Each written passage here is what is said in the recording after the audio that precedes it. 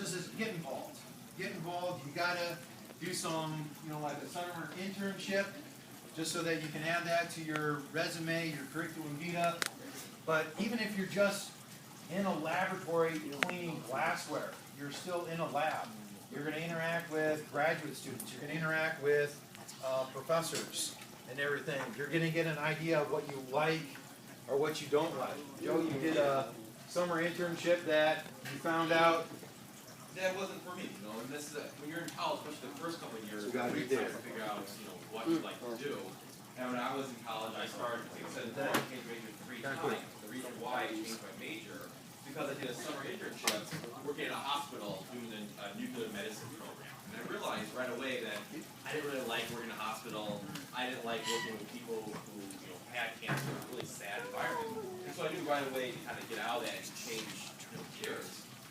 And so I started doing research in a microbiology lab at college, and I actually realized that I really like working with microorganisms. So what I have for you guys to take a look at are different microorganisms that grow in this room right here. So bacteria is everywhere around you. It's in your skin, it's inside your large intestine, it's on the table, it's in the air you're breathing in.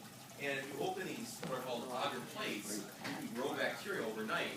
You can see just how much bacteria there is everywhere out there. Okay, so what I do before I started teaching here is I was a microbiologist, and so I would study these microorganisms. So you can just take a look at them. And you can open them up too. They're safe bacteria. Like I said before, this bacteria is everywhere. It's on your skin. It's on the table. It's on the food you eat. Okay, so bacteria lives amongst us, and it's actually relatively safe.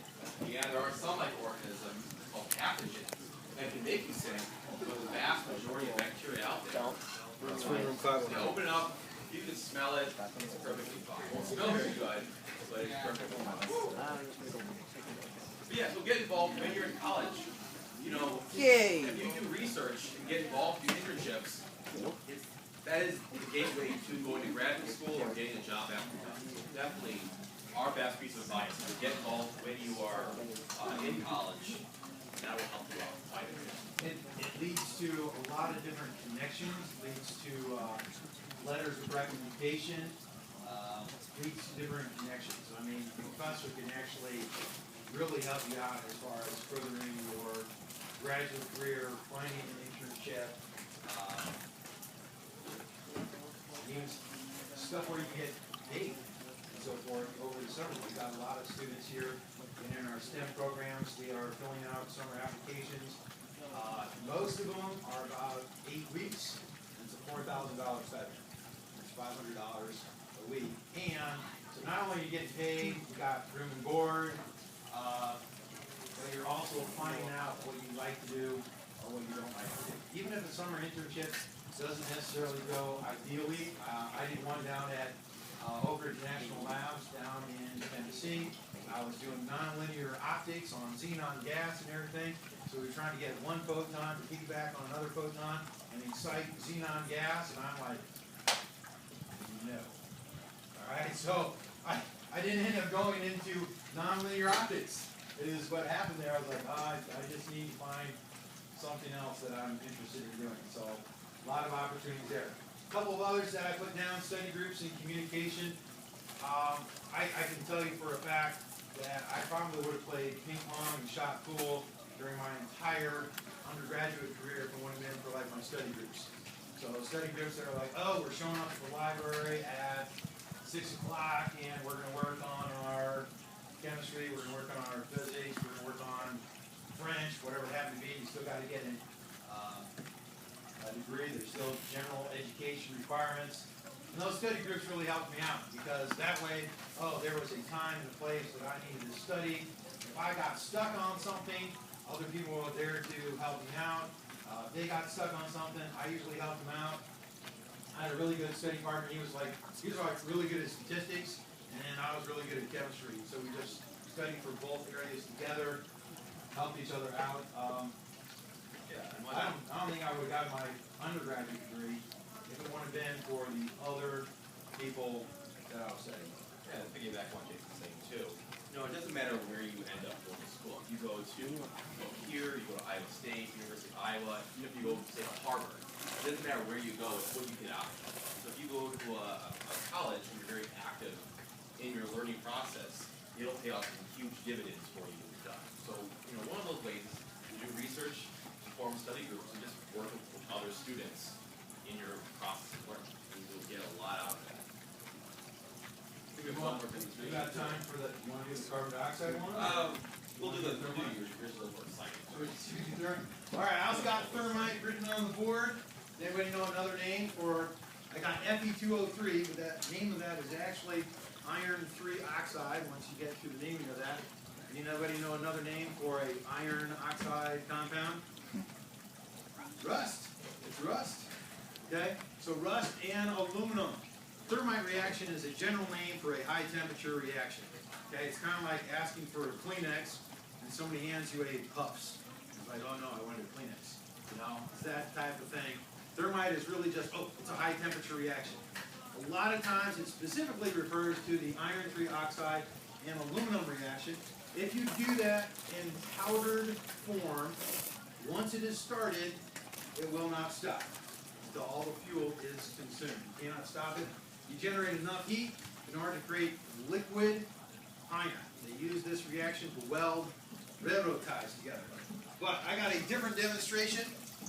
It is a version of it. This one's called the smashing thermite reaction, and it's a way to do the reaction kind of in a safe way and everything. But I just got a steel ball. I put it in a solution, salt water solution, for about, I let it soak for a couple of hours. I kind of forgot about it, but no big deal. I was trying to rust it, so I just pulled it out, let it rust in the air. So there's my rusty steel ball, and I got a second one where I put aluminum foil on it. So here's the rust, here's the aluminum. You put them together, and you got a high temperature reaction. What am I missing? Spark. The spark, the initiation reaction. So just putting the two together is not enough.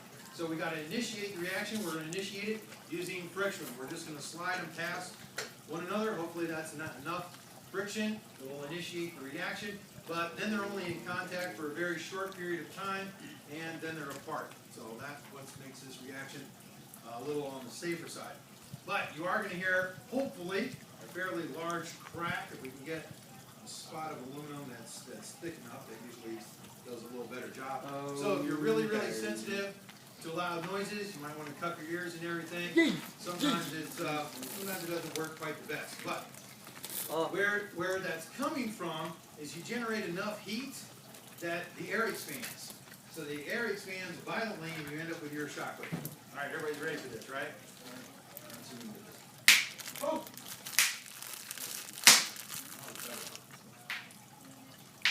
Oh, come on. Ran out of rust. If you actually take a look at it, we got like white powder here and everything. That's the aluminum oxide. So we got to rotate this just a little bit so we can get a better smack. There we go. Who wants to do it? Who wants to do it? Guy have a coat. Come on up. Come on up. All right, I'll tell you what. I violated my own safety protocols once you wear those goggles. Although I bet there's microbes on there. we could swab that, and he could grow things for it. All right. Okay. So what you need to do, just find an area of aluminum and try and find an area of rust. Slide it past each other. Biggest thing, watch your fingers, because you can end up smashing your fingers, and I don't want the smashing finger demonstration. No, just physical smashing. No, that's okay.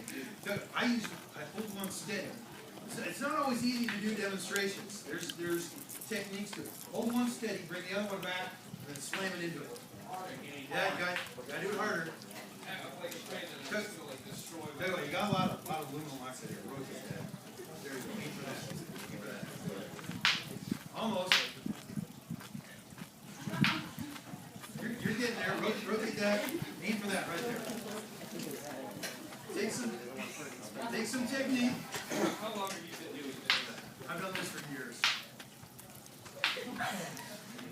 All right, one more try. Come on. Harder. That was one of them. I heard it. It did go. All right. Oh, one more. We got time for somebody else, right? Thanks for coming up. Thanks for doing that. Go out there. Good job. Science. Okay. The reason is you can actually get some of the aluminum fly off of there, and I don't want to use aluminum or something. Come on. There. Pull. There you go. Yeah, you got it. There it goes. All right. You got this. Oh, see! There you go. Now he wants to do it again. Now you're hooked. That was a good one. That was a good one. All right. Thank you guys. Good job. That sound makes sound like it's kind of. What do we have? Are you guys keeping track of time? 10:32. All right. Grab a piece of candy on the way out. Iron ball Good and luck in your science careers, guys. It makes a little explosion. Yeah, it does. I mean, What's that? Yeah, no problem. Yeah, it was. Pretty good.